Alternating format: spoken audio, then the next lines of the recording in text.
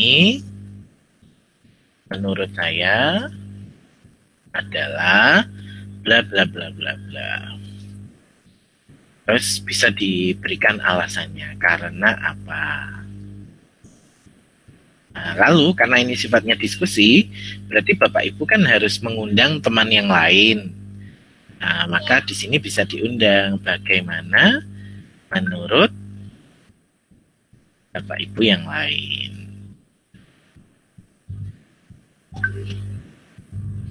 Nah, di sini saya punya pendapat materi yang sulit ini karena ini kalau menurut Bapak Ibu yang lain sependapat enggak dengan saya bahwa ini adalah materi yang sulit dipahami. Kalau sudah ini di-post di forum. Klik di-post di forum. Nanti akan terlihat hasilnya. Nah, seperti ini. Nah, Bapak Ibu silahkan nanti mereply dari pendapat ini. Misalnya, saya setuju dengan pendapat Bapak bahwa materi ini memang sulit. Tapi saya tidak sependapat tentang pengertian yang Bapak berikan, misalnya. Menurut saya lebih cenderung bla bla bla bla. Bagaimana Bapak Ibu? Jadi dengan seperti ini nanti Bapak Ibu bisa berdiskusi, diskusinya akan lebih hidup. Kalau ada perbedaan pendapat ya silakan disampaikan. Nanti teman-teman bisa menanggapi. Misalnya di sini sudah ada beberapa jawaban. Bapak Ibu mau menanggapi yang mana, tinggal dipilih, diklik bubble-nya, lalu pilih reply. Misalnya mau menanggapi yang bagian bawah ini, ya langsung reply di sini. Kalau mau menanggapi yang ini, silakan reply di sini. Kalau menanggapi yang ini, silakan reply di sini.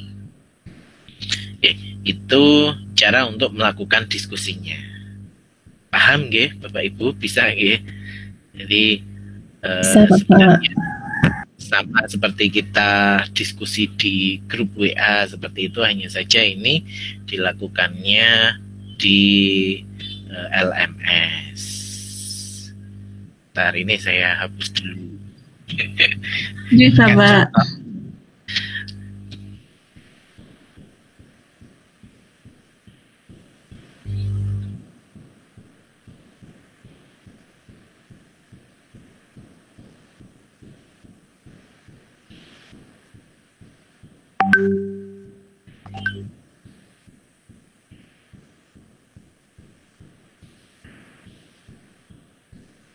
Nah, ini diskusi review materi yang sulit dipahami dan miskonsepsi pada modul 1. Kemudian ini ada review materi HOTS pada modul 1. Nah, di sini bentuknya juga sama, diskusi. Bapak Ibu, berarti besok diskusinya ada 2. Nah, di sini sudah ada petunjuk untuk diskusinya.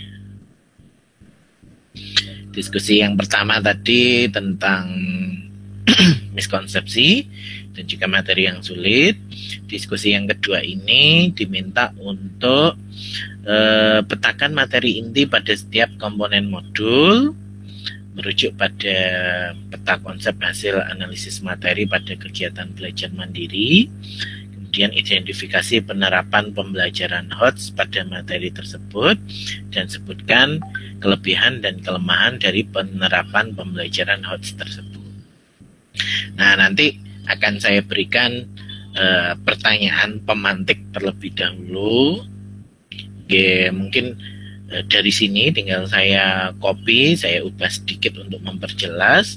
Nanti Bapak Ibu tinggal mereply apa yang sudah saya tuliskan.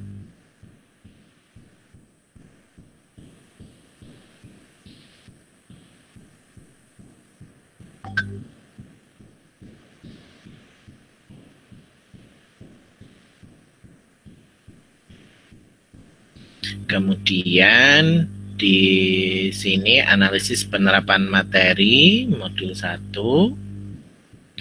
Ini ada tugasnya. Ini sudah ada soalnya.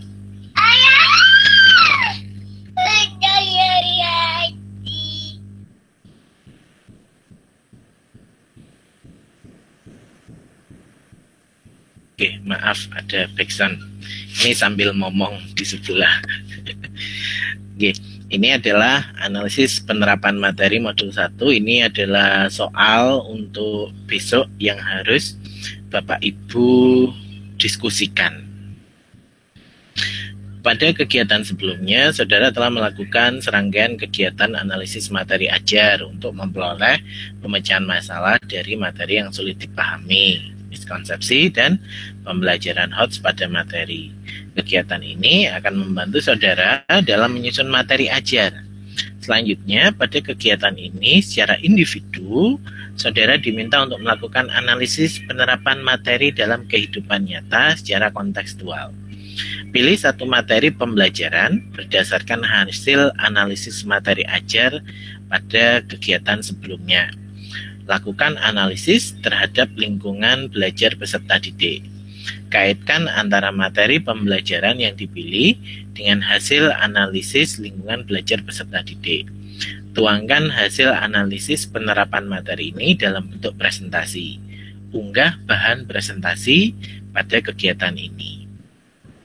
Nah, ini berarti besok tugasnya Bapak Ibu diminta untuk membuat bahan presentasi di materi pembelajaran yang disesuaikan dengan lingkungan belajar peserta didik. Oke, saya rasa kalau BK ini cukup bisa diaplikasikan dengan mudah. Misalkan kita bisa ambil materi tentang kebiasaan belajar atau pengaturan waktu belajar. Jadi mungkin para peserta didik kan harus melihat kondisi lingkungannya. Misalkan dia harus membantu orang tuanya untuk berjualan kalau malam hari, berarti kan dia mengatur waktu belajarnya agar bisa belajar di sore hari atau setelah subuh misalkan belajarnya. Jadi saya rasa ini tugas untuk besok.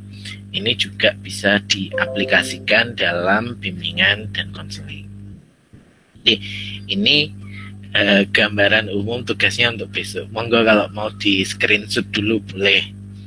Ini buat persiapan biar besok mikirnya tidak terlalu sepaneng gitu. Makanya ini kalau di LMS-nya Bapak Ibu belum muncul kalau belum mengumpulkan tugas analisis LK1.1 modul 1, 2, 3, 4, 5. Ini bocoran nih.